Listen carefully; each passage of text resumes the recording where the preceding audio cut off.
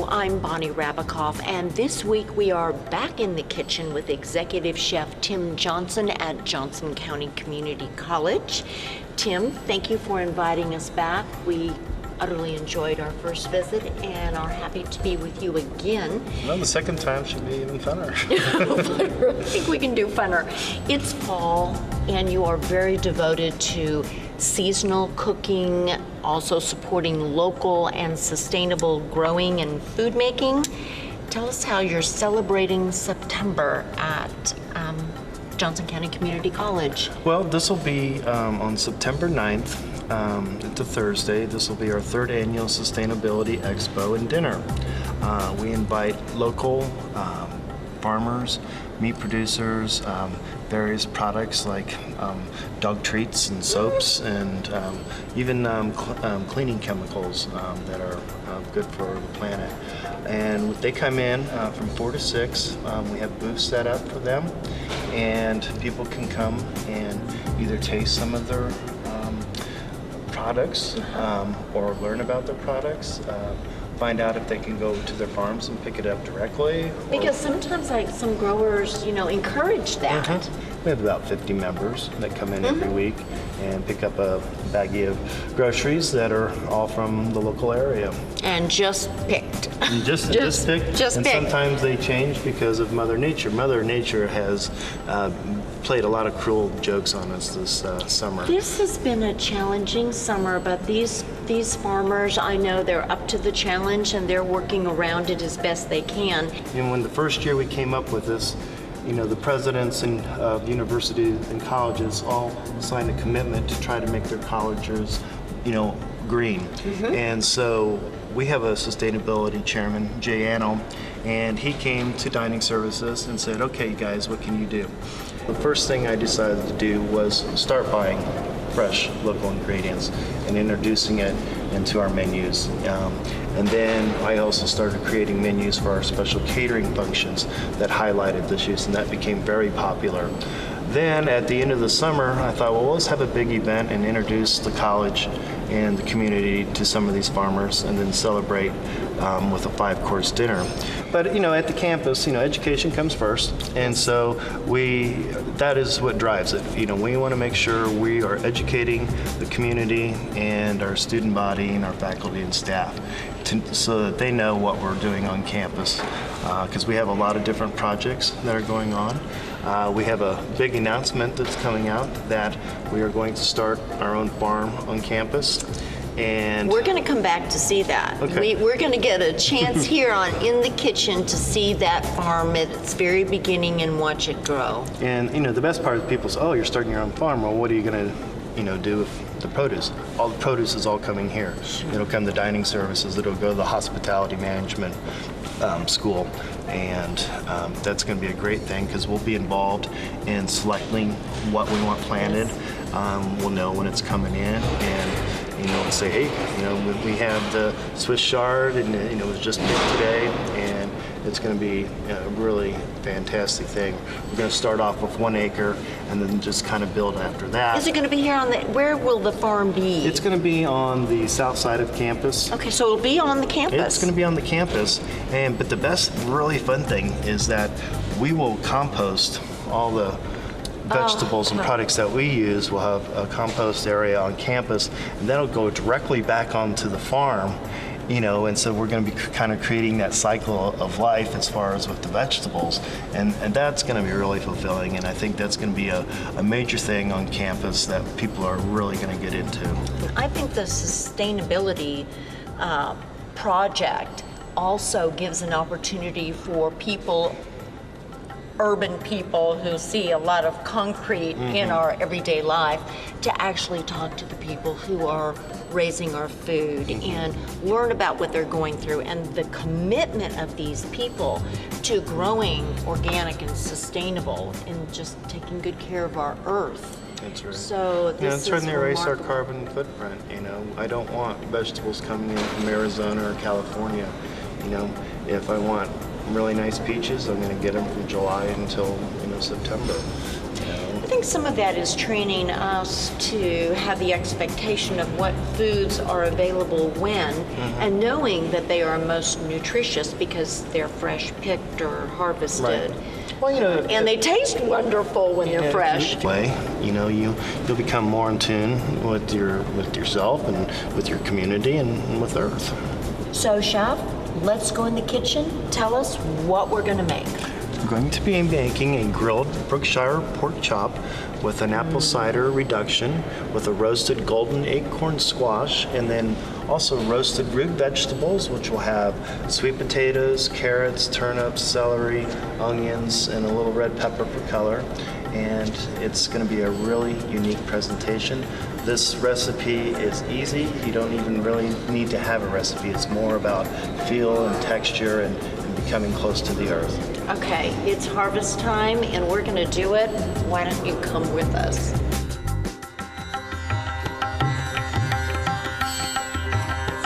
So here we are in the kitchen with Executive Chef Tim Johnson, about to prepare one of his signature dishes at Johnson County Community College. That is a Berkshire grilled pork chop with root vegetables in an apple cider reduction. Chef, let's begin. Well, first of all, I want to have a review. Uh-oh. Do you remember what mise en place means? Yes, I do, and I've been using it ever since because you taught it to me. It means in its place. Everything is in its place. It's French. And I will tell you, I've incorporated that in my own kitchen at home. It makes a huge difference for no other reason than just easing up your anxiety. You have everything ready to go, and then you proceed. Okay, one of the things we're going to do, though, since this kind of the theme of our show here today is sustainability, Yes. this bowl is going to be for all your vegetable scraps so that we can put it into our composting thing. So none of this is going into the trash can, okay? Yes. And then the one thing I want to say about this recipe, it's not so much about using exact quantities and things like that. This is a very simple recipe with simple ingredients, easy cuts, and you're not trying to reinvent the wheel here. This is seasonal, it's easy, and it's delicious. So if you know that your family loves garlic, you might add a little more garlic because if you want to lighten up on the rosemary, so it's really to taste. Right. So here we have rosemary, onion. Is this a sweet potato, garlic? What are these? cremini mushrooms, Cremini mushrooms. turnips, carrot, and a parsnip. And something I would not have suspected, but it's yummy, and that celery, it adds that crunch and lightness to it. And then this is the star of the show. Beautiful. This is The a star. golden acorn squash. It comes from Good Nature Family Farms and locally grown, of course. And if you can't find these, you can also use mini pumpkins. Okay. And a lot of people don't know pumpkin is a great thing to eat. You know, Well, we roast just it. think, yes, we just think of it Just for think things. of carving or pie. Yeah. But no, it's a vegetable. You know, have fun with it. And we should incorporate that more into our own menus at home. And of course, as we go into fall and people get sniffles and colds, this is supposed to be rich in vitamin A. So, you know, if you eat seasonally, you're getting the best nutrients for that time of year. Okay. So, Chef, tell me what All right, to do. We're going to start off with preparing this first. This is kind of a large one, so we're going to bring Fingers it down curled under. just a little bit. Then we also, it's going to be, since it's a little large, Yes. I'm going to cut off You have to that use some piece. muscles here. Like that. And then we How want to beautiful is that? Look how gorgeous that color is. cut that off so we have a level thing. And then what I want you to do is just kind of take the peeler and scoop out that stuff. And over we're your putting it in bowl. our little compost bowl. And this is kind of just like cutting a pumpkin. Oh, is this beautiful? Now, some people like to roast pumpkin seeds. Would it be possible to roast these seeds, or would they be very tasty? I've never tried it. You've never tried it. If you're feeling courageous, brave, go ahead and roast the seeds. Look how cute is that? Now you want to make sure you take off just just a tiny bit. I'm gonna cut out the center. So what we've done is we've made a flat surface so this can rest on the plate after it's been roasted. And Now- you cut it, if you will, into thirds, leaving the top, which basically is going to serve as The garnish. the garnish. Now, what I want you to do is just kind of go around Okay. and get the skin off. And of course the purpose for then- trying to get all the vegetables the same size is so they cook evenly. Doing these But nothing exact- wastes here. Now look at that gorgeous color. And then, so you want to do the same thing as we've been doing. Making those into equal size cubes. Right. It's basically a medium dice. You peel, then you make the batinettes, and then you dice them. Okay. And I'm going for about the same size as the pumpkin squash or Just wanna acorn, keep excuse an me. even cut, like leaving A little bit of stems stem on. on just the bottom part. Okay. And quarter. And these are cremini, but you can tell that they're fresh because it hasn't pulled away from the stem. And I got these Yummy. yesterday morning from Mushroom Heads.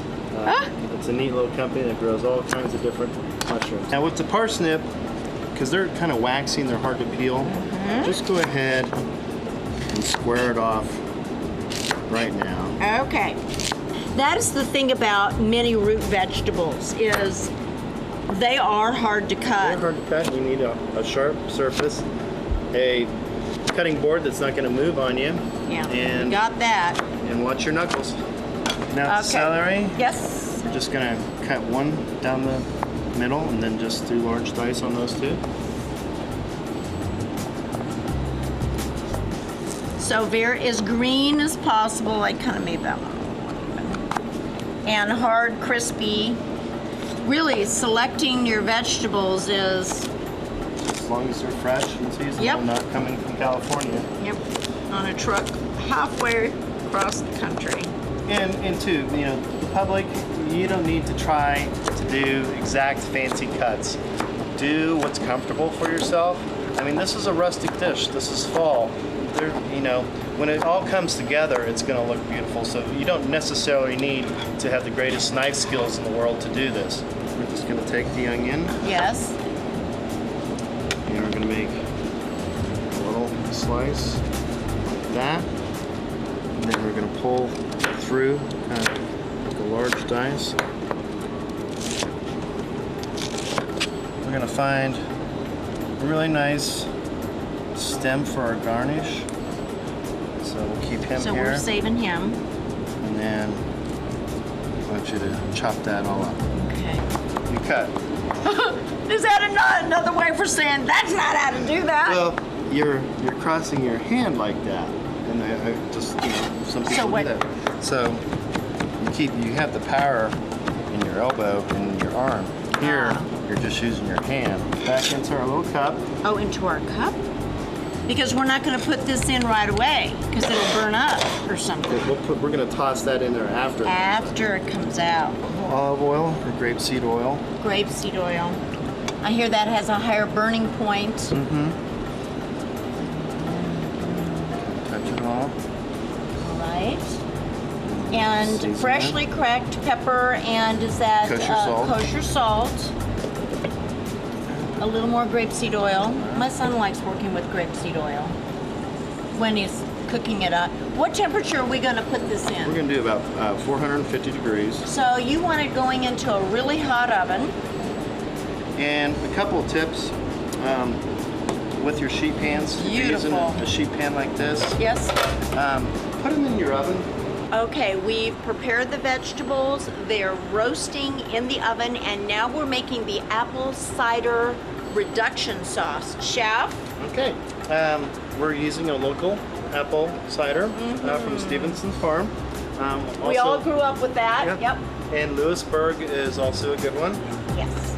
What we're going, and the recipe calls for 3 cups. Now, what heat are we having on the stove? Medium? We're going to get it up pretty high. Okay. And so for our purposes here, I'm just going to do about Now a cup what? or so. Right, and what you did was I saw you got the pan Just a hot little warm. first, a little bit warm. Kind of sear the cider. Okay, Then and we're what's just going in now? We're just going to put in a little beef broth. You can get that from your local store. Yep, simple enough to do. And then we're going to put in a cup and a half brown sugar. Is that light brown sugar? It's golden brown sugar. It's golden brown sugar. It says so right on the I back. believe you. All right, so we have brown sugar and apple cider and a little bit of beef broth. What else do we want in here, Chef? We're going to let this come to a boil, and then as it gets closer, I'm going to put in a little bit of Worcestershire sauce Ah, and then a little sriracha sauce just to give it a kick. Now, if we put it in now, Yes. with the reduction, you're going to intensify the flavor. Worcestershire too much. Yeah, and because I don't like to season a clear sauce with like salt or black pepper, so I'm using something that'll give it the salty flavor and give it a little darker hue and color of the sauce. So it's really important. Timing is really important with the sauce. Mhm. So we're going to let this come to the boil, and then when it does, we'll add the remaining ingredients. Right. Now this is like I said, if you're preparing this for dinner, Yes. you can get this finished, and then if you want to bring it back to a boil again, you just need to add a little bit of cider into it. Some variations if you want to have fun. You can put bourbon in it. Whoa. You can put a touch of coffee in it. A touch of molasses or maple syrup. Instead of beef broth, if you want more of a thicker sauce, and you don't want to, you're afraid of burning the syrup, Yes. which is what we're really making, you can make a little demi-glaze and add the cider to that instead of adding wine or anything like that. And that's also an easy recipe. So in addition to it coming to the boil, are we wanting to reduce the amount of liquid Yeah, in this so like- to about what In the recipe it calls for 4 cups, you're going to Yes. reduce it down to almost a cup and a half. So we want it to be less than half of its size. Mm-hmm. And just a reminder that when you do a reduction, what you're essentially doing is making all those flavors more intense. That's correct. And and get rid of the liquid and creating, because when sugar and a liquid is heated together, you're going to create a simple syrup basically, and then we've already flavored it, so that's why we'll have our sauce. So we're actually creating a syrup for this dish. It's fall and it has all those root vegetables and pork, and it's not intensely sweet, but it does. Oh, I can smell it. Oh, Right. that's heaven. And so, but one other tip with this is kind of one of those things where do watch the pot because it will boil and burn. And Yeah. sugar Don't walk. bo- This isn't something that you walk. I mean, you could be doing other things You can close do by. anything, You don't but should don't be walk walking off, off. Get on the phone, get on Facebook. Don't be tweeting that you're making a sauce. Watch this, because when it gets to that small ball area, and what I mean by that, right now we're kind of at large ball, the bubbles, Yes. and then we're going to be at medium ball, and then we're going to be at small ball where they're going to be really fast. Yes. And that means the consistency that we want. I also noticed something else. This is a rather large pot for this amount of liquid, and I'm believing that you're doing that as also a safety precaution Because for it the is, boiling when up. it gets to the small ball part, it's going to raise up by half. Right. So please use a larger saucepan than you think you might need, just because the cooking process is going to require this volume. Correct. Okay. Okay, now we've reached the point where you see the little bubbles. I do, They're and they've little- changed they're in li- size. They're a little smaller, and you see that it's on the outside. They're exploding quicker. Yes. And so and it's raised up a little bit, so that's why we want the bigger pan. That's what we're looking for. When it gets to this point, what do we need to do? Then we're going to turn it down Yes? and watch this when you aluminum pan or stand still. Yeah. And this sauce, you have to be very careful because this is almost like candy temperature, and it's probably about 312 degrees. So I'm gonna get a So don't spoon and get let it- you taste it real quick. Okay, now I'm gonna add just a touch of the Worcester, and it's gonna kind of bubble up a little bit, Yeah. and And then then that little bit, and this is to taste. just a little Some little sriracha. hot sauce, yes. After it's reduced, then you add those flavors, and you can tell it looks syrupy. Right. I mean, It is syrup, also. yeah. Now the other thing you can do, I don't always like doing it because it clouds it. But if you like a richer texture, you just take a little bit of whole butter, and at the end, pour it in there. Yeah, But it actually. makes it look more like caramel instead Then of syrup, than which syrup. is not a problem for me. Right. So we've got the vegetables in the oven, we got the sauce reducing on the stove top, we're right in view of it, and now we're gonna get the pork chop, a Berkshire Heritage pork chop, ready for the grill. This is amazingly simple. What do we do, chef? Well, one, you're working with a raw product, so have some plastic gloves on. Okay. I'm just gonna put a little grapeseed oil or And you're Olive choosing oil. grapeseed oil and olive oil because they do have a higher burning. the grapeseed oil Grapeseed oil has the highest. Well, and it also has olive oil can have a distinct flavor on things.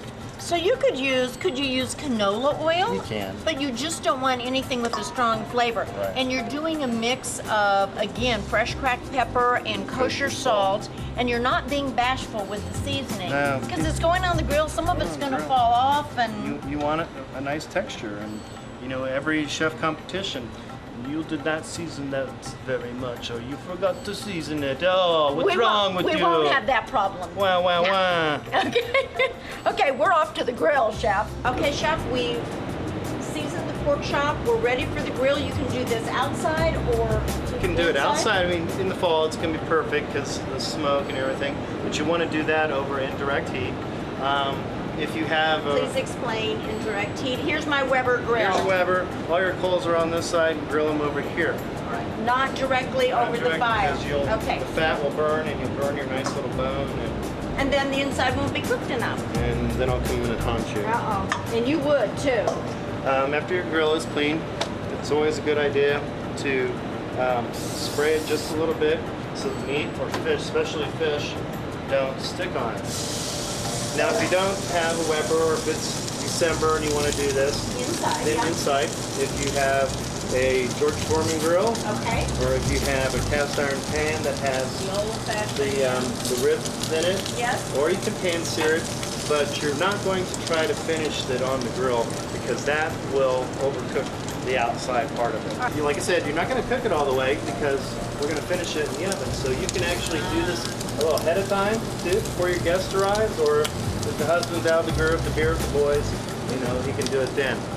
But the main thing with So any we're meat, going for color, which we know is flavor, Mm-hmm. and we're trying to get. and then also And you're I gonna- like to get nice grill marks on there. So see, we turned it at a 45-degree angle so that we would have those, because we eat with our eyes first. Pretty.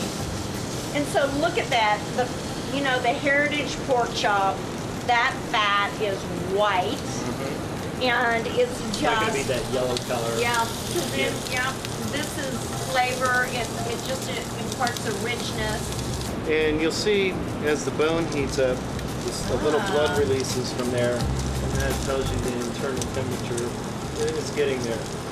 What temperature are we going for when it When comes it out comes of into the oven, we're going to go for 160 degrees. What we're going to want to do is make sure that after we get done pulling it out of the oven, before we serve it, that we rest it for 5 minutes so Yep. the juices Gotcha, rest get back into the meat, and so when the person cuts into it, all the juices don't flow out of it. it.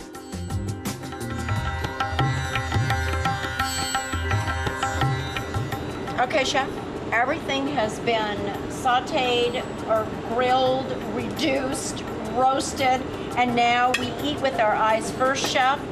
How do we begin to build this? We're going to just take off a small little sliver off the back Okay. so that we can place it in the plate like that. Uh-huh. And we're gonna spoon. So we've made our own little bowl, our edible bowl, by using the squash. And then we're going to take these gorgeous roasted vegetables and garlic and onion. And this And he has his little hat. Okay. just for fun, have a little bit more down there. Mm-hmm. No one's going to object to that. No. Nice color. Okay, then you want to make sure Gorgeous. we clean the plate a little bit. Yes. We see chefs do that all the time. This is why. Then we're going to take our pork That chop pork chop, which has been in the oven at 450 degrees after we grilled it for about 8 minutes. 8 minutes. Okay, I'm just going to get that one there. So we've got the color, and now we've got it roasted. And now for this beautiful apple cider reduction, which has actually become a syrup. Come syrup. Now what you want to do is kind of pour it over the meat just a little bit. Just create a little pool. Oh, the smell is Down there. heaven. And then let's see what happened to your rosemary sprig.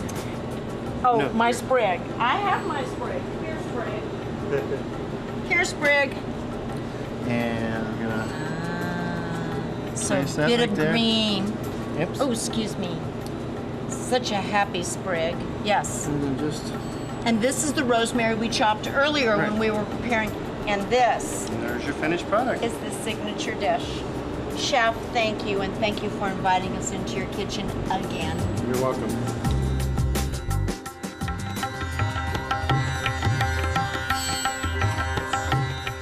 We have grilled that pork chop, and we have roasted those vegetables, and we've plated it with an apple cider reduction. And now, Chef, what should we drink with this dish? You know, you can have several different choices, but the best thing that's going to complement Yes. the dish is going to be kind of a oak smoky Chardonnay. And my favorite to serve with something like this would be like a toasted head Chardonnay. Yes. Okay, and then another option, if you don't like chard, is a very dry Sauvignon Blanc, California dry Sauvignon Really Blanc. crispy. Really Yeah. crispy.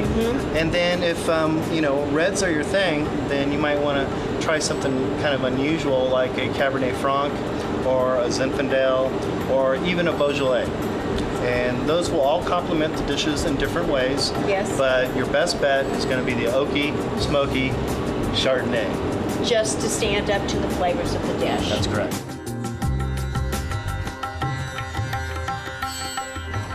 Chef and I have been in the kitchen. We have prepared a Berkshire pork with acorn squash, root vegetables, and apple cider vinegar reduction. We've also paired that with, or chefs paired that with, a Chardonnay. And to be our celebrity taster today, we have invited Mary Cohn. She is a celebrity in her own right. She has been in education for the better part of 50 years and actually did some pioneering with educational television. She was on the U.S. Department, a member of the U.S. Department of Education, also on the Board of Visitors for the U.S. Coast Guard, and the director of the Regents Center at KU. And very generous to this community, not the least of which is next door at the Nerman Museum. Mary, thank you for taking time out from your busy schedule of contributing to this community to come here and be our celebrity taster. It doesn't take much convincing if there's something good to eat. We have that. Chef, would you like to bring that something good to eat? Well, enjoy. A task, Mary, and I know you're up to it. Well, as you look at this, the colors make it so beautiful because there's orange, a little red over here, and yellow, And you eat with your eyes first, as we know, and so you were enjoying this before. that is really good. That's really good. Yes. That is really good. That is just really good. Isn't that yes. amazing? And the part of it I like is that it's a little bit, there's a little sweet, but it's not sugary sweet. It's sweet, but it's a very attractive taste. It really is. Did you get a chance to taste any of the vegetables yet? No, but I would do You're that. going to. With And you know, pleasure. it doesn't take all that much effort to present it, and it adds to the enjoyment of the diner. What do you? I think sometimes that people overlook the potential of fruit and vegetables. So It's the harvest. It's the harvest time. Now, Well, so the cornucopia of and fruit the- vegetables is just all We over did this that. lovely plate. or I should say, chef did that. So you've tasted some of the vegetables, the pork. Would you taste the Chardonnay and tell us? You know, you would love to taste the Chardonnay. To your good health and welfare. Thank you, and to you as well. That is excellent. Do you like it with the Yes, pork? and I'll tell you, it's not. The sweet is in Yes. the jus, Juice. and the Chardonnay is not dry, but it's not sweet. It's just kind of in the middle. Excellent. Excellent pairing. But I would have expected nothing less of Tim.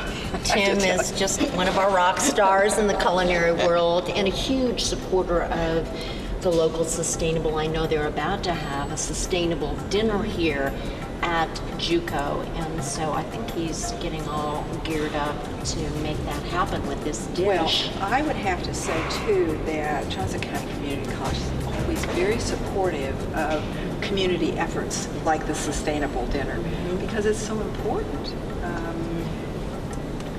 We need sustaining in this Well, world, I think. and I think that, you know, this is an educational institution, and here that's a part of what they do here is educate not just the students, but like you said, the community at large. And that's what it is, because the community at large here has an ownership interest in this college.